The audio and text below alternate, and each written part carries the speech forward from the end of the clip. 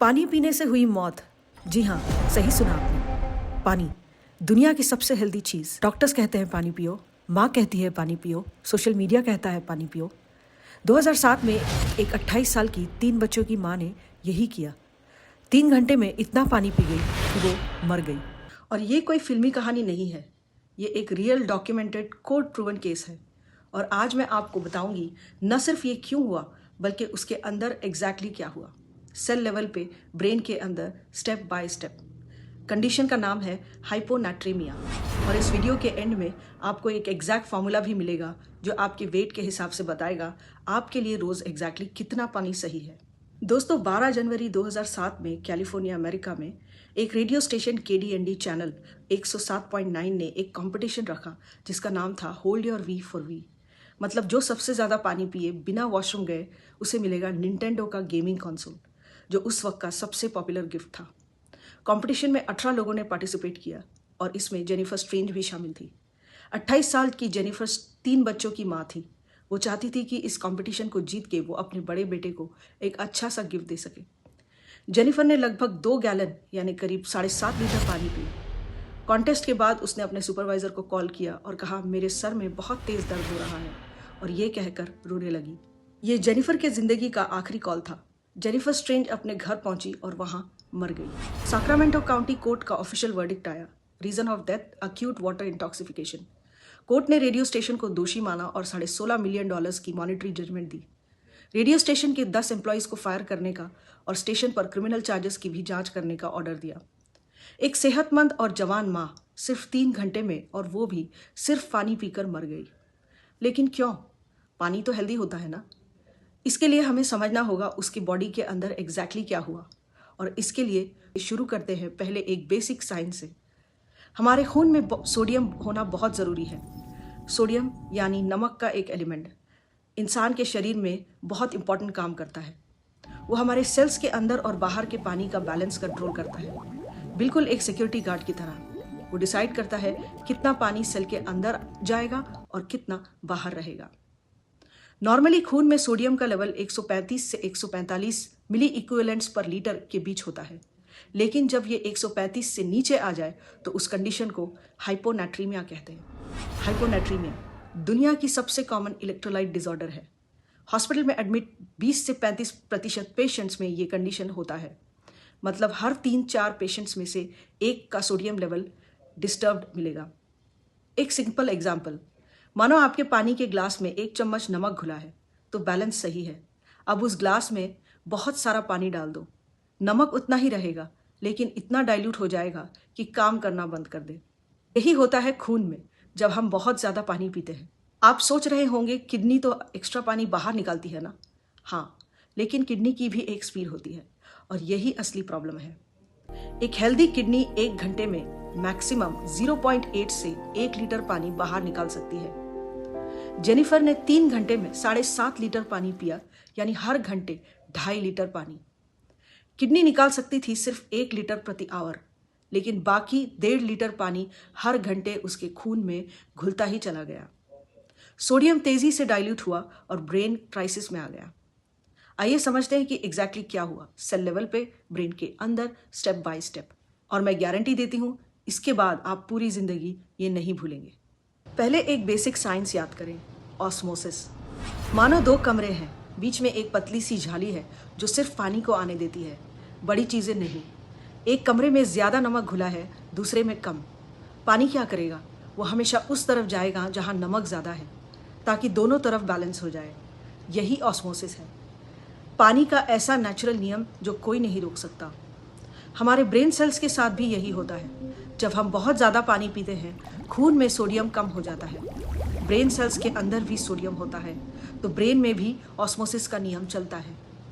पानी खून से ब्रेन सेल्स के अंदर घुसने लगता है, ब्रेन सेल्स फूलने लगते हैं, और यही है सेरिब्रल इडिमा की शुरुआत। हमारे स्कल के अंदर ब्रेन टिश्यू लगभग 1400 ml की कैपेसिटी की जगह ऑक्यूपाई करता है, जैसे एक बड़ी बॉटल का साइज। और साथ में ब्लड जो 150 ml तक होता है, और सेरिब्रोस्पाइनल फ्लूइड जो 150 ml होता है। टोटल 1700 ml, और स्कल की कैपेसिटी इतनी ही है, इससे ज़्यादा जगह नहीं होती है ब्रेन में। तो अगर ब्रेन फूलने लगे, स्कल उसे अकोमोडेट नहीं कर सकता। मॉनरो केली डॉक्ट्रिन, जो एक कंफर्म मेडिकल प्रिंसिपल है, उसके हिसाब से स्कल के अंदर टोटल स्पेस हमेशा फिक्स रहती है। ये स्किन की तरह नहीं है जो स्ट्रेच हो सकती है। अगर एक कंपोनेंट का वॉल्यूम बढ़ता है तो दूसरे का वॉल्यूम घटना चाहिए, वरना इंट्राक्रेनियल प्रेशर बढ़ता ही रहेगा। सोचो एक सील रबर बॉल के अंदर और हवा डालने की कोशिश की जाए, बॉल नहीं बदलेगा लेकिन रबर फटेगा। और यही होता है ब्रेन के साथ। स्कल सील रहता है, ब्रेन फूलता है और प्रेशर बढ़ता है। अब एक इंटरेस्टिंग बात, ब्रेन कभी बेकार नहीं बैठता, वो लड़ता रहता है। जब सेल्स फूलने लगती हैं, ब्रेन तुरंत अपनी डिफेंस मैकेनिज्म्स को ऑन कर देता है। पहली डिफेंस मैकेनिज्म सेल्स के अंदर से पोटेशियम और क्लोराइड बाहर निकालता है। इससे सेल के अंदर कॉन्सेंट्रेशन कम होता है, पानी थोड़ा बाहर आता है, जिससे स्वेलिंग कुछ कम होती है, और ये सब मिनटों में होता है। दूसरी डिफेंस मैकेनिज्म्स में सेल्स कुछ ऑर्गेनिक मॉलिक्यूल्स बाहर निकालती हैं, जैसे टोरिन और मायोइनोसिटॉल। ये और ज़्यादा स्वेलिंग रोकती है। लेकिन, और ये सबसे ज़रूरी बात, ये डिफेंस मैकेनिज्म्स स्लो होते हैं। और एक्यूट हाइपोनाट्रीमिया में जब सोडियम बहुत तेज़ी से गिरता है, जैसे कि जेनिफर के केस में हुआ, 3 घंटे में हुआ, ब्रेन को वक्त ही नहीं मिला अपनी डिफेंस मैकेनिज्म्स चलाने का। जो मैं अब बताने वाली हूँ वो एक साइंटिफिक हाइपोथेसिस है, मतलब एक एजुकेटेड पीयर रिव्यूड थियरी। ये कोई प्रूवन कॉज ऑफ डेथ नहीं है। मैं ये इसलिए बता रही हूँ क्योंकि आप सच सुनने के हकदार हैं, और क्योंकि ये हाइपोथेसिस हमारे आज के टॉपिक को बहुत पावरफुली कनेक्ट करता है। ब्रूस ली 32 साल के दुनिया के सबसे फेमस मार्शल आर्टिस्ट थे। 20 जुलाई 1973 को हांगकांग में मिस्टीरियसली उनकी मौत हो गई। ऑटोप्सी ने कंफर्म किया cause of death was cerebral oedema, यानी ब्रेन में स्वेलिंग। लेकिन क्यों? इस सवाल का 50 साल तक जवाब नहीं मिला। फिर 2022 में स्पेन के किडनी स्पेशलिस्ट ने एक रिसर्च पेपर पब्लिश किया। पेपर के अनुसार ली के मल्टीपल रिस्क फैक्टर्स थे हाइपोनाट्रीमिया होने के लिए। हाई क्रॉनिक फ्लूइड इंटेक, वो बहुत ज़्यादा पानी पीते थे। जूस ओनली डाइट, यानी कम सोडियम इंटेक। उन्हें एक्यूट किडनी इंजरी भी थी, और वो कुछ ऐसे मेडिकेशंस लेते थे जो किडनी के वाटर फिल्टरिंग फंक्शंस को प्रभावित करती हैं। और मरने से 2 महीने पहले भी उन्हें एक एपिसोड हुआ था जिसमें वो बेहोश हो गए थे। रिसर्चर्स ने प्रपोज किया कि शायद वो भी हाइपोनाट्रीमिया का एपिसोड था।